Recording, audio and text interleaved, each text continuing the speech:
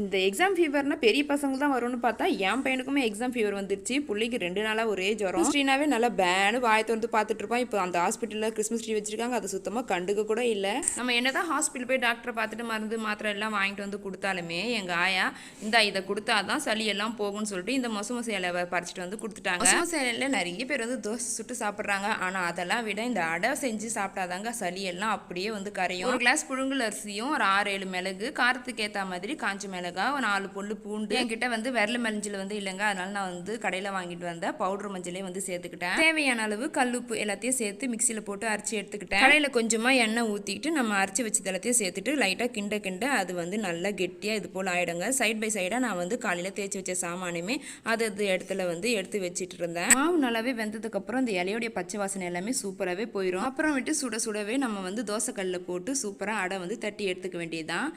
மொசை அடையை சாப்பிட்டாவே மார்சலி எல்லாமே பசங்களுக்கு சூப்பராகவே போயிடும். அடுத்த மினி விளங்களை பார்க்கலாம். சேனல் பிடிச்சிருந்தா சப்ஸ்கிரைப் பண்ணிடுங்க. பாய்.